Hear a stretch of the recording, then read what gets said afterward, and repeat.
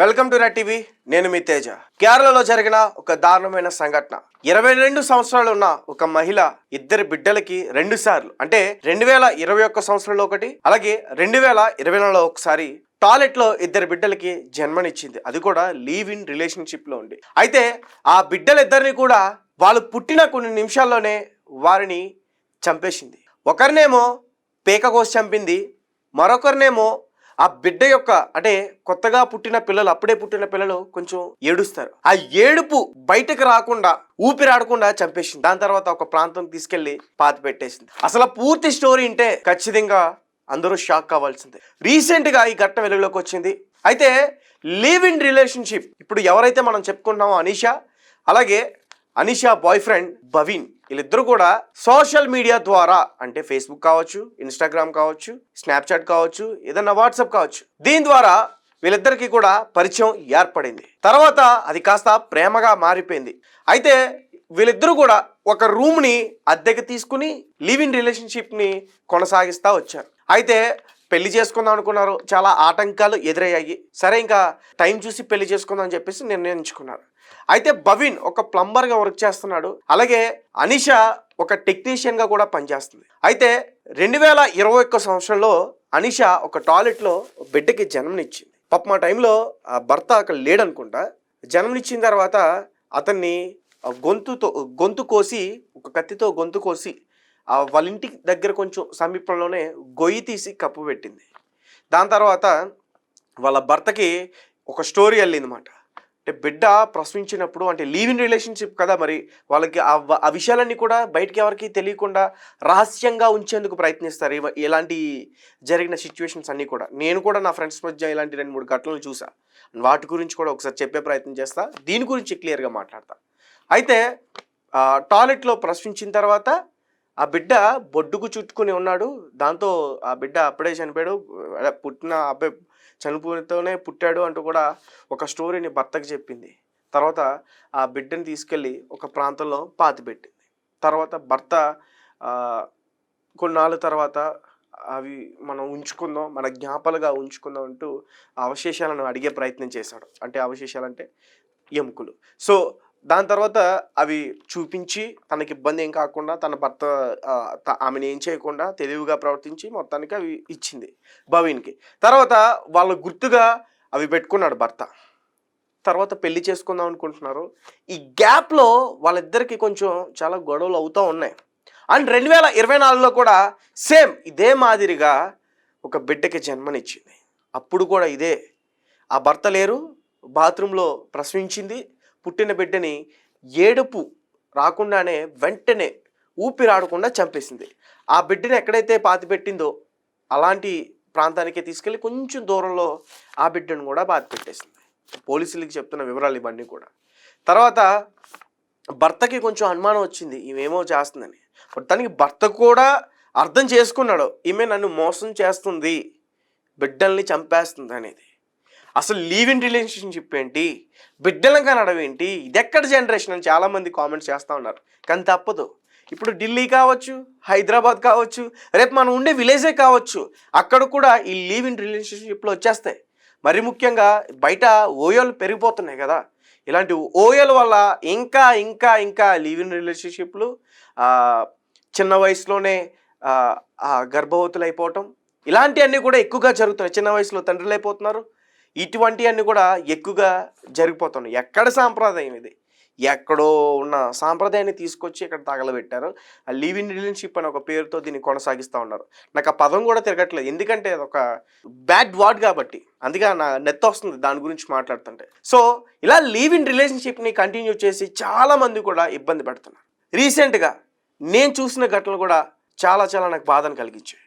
పెళ్ళి కాదు, ఎవరికి చెప్పుకోరు, తాము ఎక్కడున్నారో కూడా చెప్పుకోరు, తాము చనిపోయినా వాళ్ళని హత్య చేసినా ఏ విషయాలు కూడా రాకుండా లివ్ ఇన్ రిలేషన్షిప్లో ఒక రూమ్ తీసుకుని అద్దె కట్టి ఎంతో కొంత ఒక 4,000-5,000 కట్టి అందులో ఉంటారు. తర్వాత మరి ఒక అమ్మాయి ఒక అబ్బాయి ఒకే గదిలో ఉన్నప్పుడు ఏం జరుగుతుంది? ఖచ్చితంగా ఇద్దరు కలుస్తారు శారీరకంగా. తర్వాత అమ్మాయికి కడుపు చేస్తారు, తర్వాత అవసరం కడుపుతో ఉన్న మహిళని చంపేస్తారు, లేదంటే పుట్టబోయే బిడ్డని చంపేస్తారు, కడుపులోనే చంపేస్తారు, లేదంటే ప్రసవించిన తర్వాత కూడా చంపేస్తారు. సేమ్ అటువంటి ఘటనే ఈ కేరళలో జరిగిన ఇప్పుడు మనం ఏదైతే చెప్పుకుంటున్నామో సేమ్ అటువంటిది ఇది కూడా.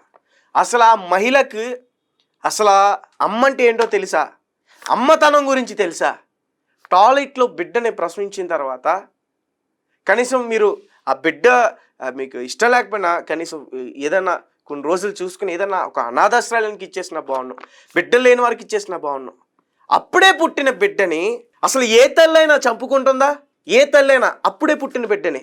అలాంటిది ఈ మహిళ 2 సార్లు, ఒక్కసారి కాదు 2 సార్లు ఈ మహిళ ఒకసారి ఏమో ఆ బిడ్డ యొక్క పీక కోసి చంపేసింది, రెండోసారేమో ఆ బిడ్డకు ఊపిరాడకుండా చంపేసి పాతి పెట్టేసింది. అయితే రీసెంట్గా మొన్న ఆదివారం 2025 సంవత్సరం ఆదివారం 29వ తేదీన కేరళలో ఒక పోలీస్ స్టేషన్కి వీళ్ళిద్దరు కూడా వెళ్ళారు. ఒక బ్లాక్ కవర్లో ఆ బిడ్డల యొక్క 2021 అలాగే 2024లో పాతిపెట్టిన ఆ ఇద్దరి యొక్క అవశేషాలను తీసుకెళ్ళి పోలీసులకి అప్పచెప్పాడు భర్త. మేమిద్దరం కూడా ఒక తప్పు చేసాం, మేము ఈ నేరాన్ని అంగీకరిస్తున్నాం, మమ్మల్ని అరెస్ట్ చేసుకొచ్చారు కూడా. అయితే దీనికి కారణం ఈ అమ్మాయి వివాహేతర సంబంధం పెట్టుకోవడమే అంటూ కూడా చెప్తా ఉన్నారు. అండ్ ఇతనితో ఇన్ని రోజులు లివ్ ఇన్ రిలేషన్షిప్లో ఉండి మరొక పెళ్లి చేసుకోవడానికి ఈమె ప్రయత్నించింది. అంచేతే ఇవన్నీ కూడా బయట పెట్టి ఇద్దరు కూడా అరెస్ట్ అయిపోవడానికి సిద్ధమైనట్టు, లేదంటే ఆమెను ఇరికించడానికి ఇలా చేసినట్టుగా కూడా చెప్తున్నారు. ఏదేమైనప్పటికీ ఫారెన్సిక్ రిపోర్ట్స్లో కూడా ఆ పూర్తి విషయాలన్నీ కూడా తెలిసాయి. అవి మానవుల యొక్క అవశేషాలు. సో నిజంగానే ఆ బిడ్డకి జన్మనిచ్చిన తర్వాత ఆ తల్లి చంపేసింది. ఇది చెప్పడానికే చాలా బాధ అనిపిస్తుంది. అసలు ఇలాంటి మహిళను ఏం చేయాలి? ఇలా లివ్ ఇన్ రిలేషన్షిప్ ఆ పేరు చెప్పి గడుపుతున్న యువకులు కావచ్చు, యువతలు కావచ్చు, అసలు వీళ్ళకి ఎలా బుద్ధి చెప్పాలంటారు? పేరెంట్స్ మరీ ముఖ్యంగా మీరు జాగ్రత్త. మీ పిల్లలు హాస్టల్లో ఉంటున్నామంటూ, ఫ్రెండ్స్తో కలిసి ఉంటున్నామంటూ, ఒక గది తీసుకున్నాం అద్దెకంటూ ఇలాంటివి చెప్తున్నప్పుడు మీరు ఖచ్చితంగా దయచేసి ఆ ప్రాంతానికి వెళ్ళి ఆ చుట్టుపక్కల ఏరియా ఎలా ఉంది, అక్కడ నిజంగానే ఆమె ఫ్రెండ్స్తో కలిసి ఉంటుందా, దయచేసి ఇవన్నీ కూడా ఆరా తీసే ప్రయత్నం చేయండి. లేదంటే మాత్రం ఇప్పుడు జరుగుతున్న ఘటనలు చాలా చాలా ఎక్కువ వస్తున్నాయి. ఎందుకంటే ఇప్పుడు బయటికి చాలా ట్యాబ్లెట్స్ వచ్చేసాయి. అంటే వన్స్ వాళ్ళు ప్రెగ్నెంట్ అయినా ఒక రోజులో దాన్ని పోగొట్టుకునే అంత ట్యాబ్లెట్ మెడిసిన్ వచ్చేసింది. కాబట్టి వాళ్ళన్నీ కూడా దాచేసే ప్రయత్నం చేస్తున్నారు.